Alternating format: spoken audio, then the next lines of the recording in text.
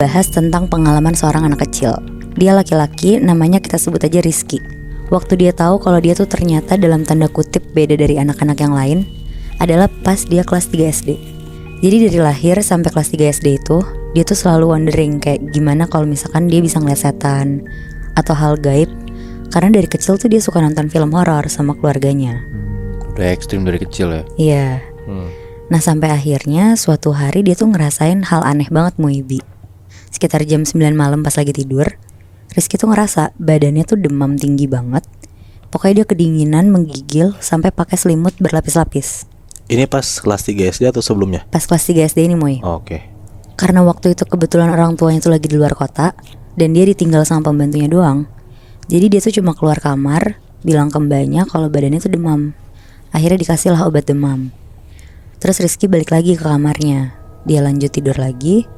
Sampai akhirnya tiba-tiba sekitar jam 1 malam dia tuh kebangun karena denger kayak ada suara bisik-bisik gitu. Kayak pas dia diemin, suara tuh makin banyak dan makin bisik-bisik gak jelas gitu Moy. Tapi dari arah mana gak tahu? Kayak dari sekeliling kamarnya dia. Wah anjrit. Akhirnya karena dia juga ngerasa keganggu, dia nyoba buka matanya. Dan pas dia buka matanya, Rizky tuh ngeliat di sekelilingnya dia ada pocong banyak banget muterin tempat tidurnya. Bangsat. Sambil mulutnya tuh kayak komat kamit bisik-bisik semua. Ih, cing. Oh shit. Pas ngeliat itu karena Rizky juga gak bisa gerak kemana-mana, dia ngumpet lah di dalam selimutnya sambil teriak-teriak mbaknya. Tapi ya karena kalau orang ketakutan suara yang gak gede kayak biasanya, jadi mbaknya tuh juga gak dengar. Sejam sampai 2 jam dia ngumpet di balik selimut, gak lama tuh suaranya udah gak ada. Akhirnya karena dia ngantuk, ketiduran juga tuh dia di situ. Besok paginya pas dia bangun, dia tuh ngeliat di sekeliling kamarnya gak ada siapa-siapa. Terus dia langsung minta mbaknya tuh nyambungin telepon ke mama papanya. Pas diangkat, Rizky tuh histeris nyeritain kejadian semalam yang dia lihat ke orang tuanya. Terus orang tuanya tuh karena denger Rizky kayak gitu, jadi mereka nenangin Rizky sambil bilang kalau mereka bakal pulang ke rumah lebih cepet karena harusnya tuh pulangnya lusa. Makanya akhirnya pulangnya besok. Oke. Akhirnya dengan ketakutannya Rizky tuh nungguin papa mamanya banget nih buat pulang. Karena pada saat itu tuh juga weekend kan, jadi si Rizky tuh libur sekolahnya. Dari siang sampai sore Rizky nonton TV di ruang keluarga yang ada di lantai 1 rumahnya. Dia nonton, ketiduran, makan, pokoknya gitu-gitu aja kegiatannya. Sedangkan mbaknya tuh beres-beres rumah, kayak nyapu, ngepel. Nah pas lagi nonton TV sambil bengong-bengong, Rizky tuh kayak tiba-tiba pandangannya kabur. Terus tiba-tiba tuh ada di dalam mobil mama papanya. Kayak dia tuh dalam keadaan sadar Moebi, bisa ngelihat kondisi mama papanya sekarang yang lagi di dalam mobil perjalanan pulang. Anjir. Di situ Rizky kaget banget dan kayak langsung nyapa mamanya. Mama. Tapi ya mamanya tuh gak denger apa-apa sama sekali. Jadi Rizky tuh kayak cuma ngomong sendiri sampai akhirnya Rizky tuh sadar kalau mama papanya tuh gak bisa ngelihat dia di mobil itu. Nah gak lama setelah itu Rizky ini nyaksin sendiri mobil yang mama papanya naikin ditabrak kenceng banget dari belakang sama truk. Terus di situ Rizky langsung hilang pandangannya dan langsung kayak kesplit tiba-tiba lagi di jalan raya ngelihat mama papanya tuh terbaring berdarah-darah gitu. Pokoknya sepenglihatan Rizky di situ mama papanya tuh udah nggak bernyawa gitu Moebi. Aduh kasian banget. Nah karena kaget banget Rizky tuh nafasnya nggak berhenti. Jadi cepet banget dan gak lama tuh langsung switch balik lagi dia di depan TV sambil nonton siang-siang. Oke. Cing. Rizky yang masih kelas 3 SD di situ tuh bingung banget kan sama apa yang terjadi barusan. Di situ dia langsung nelfon mama papanya nih akhirnya. Dan alhamdulillahnya itu tuh langsung diangkat. Mama papanya nggak kenapa-napa. Tapi Rizky tuh di situ bilang, pulangnya nanti aja, jangan sekarang.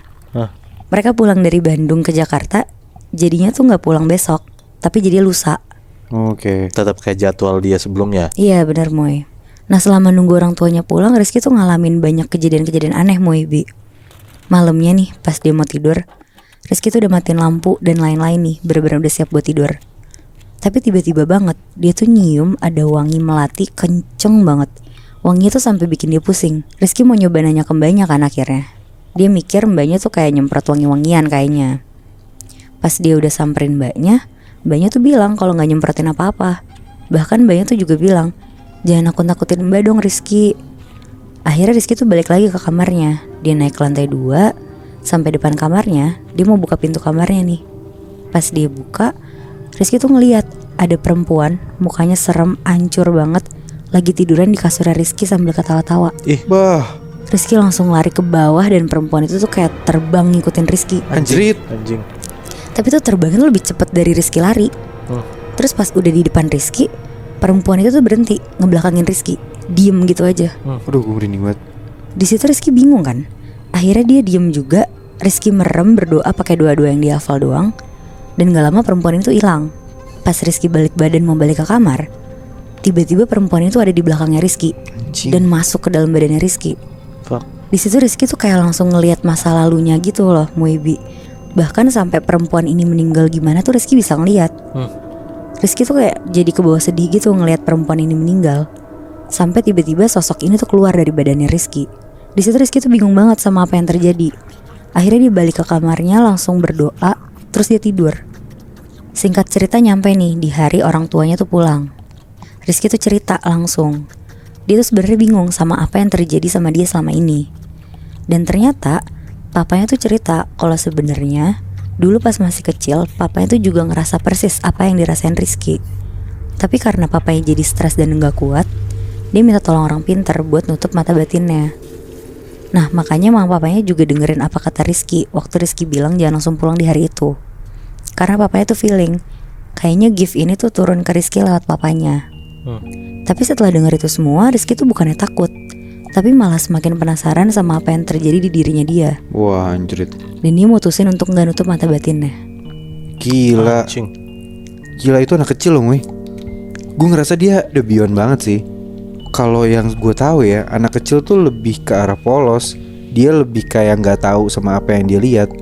Tapi ini tuh secara nggak sadar gue ngedengernya dia bener-bener sampai bisa ngelihat masa depan gitu ya. Iya. Itu menurut gue gokil banget sih. Ya gue ngerasa mungkin karena ini gift dari turun temurun, mata batinnya bisa kebuka kayak gini, yang bikin tuh si Rizky ngerasa kayak dia kuat dan mau mendalami hal ini gitu lebih.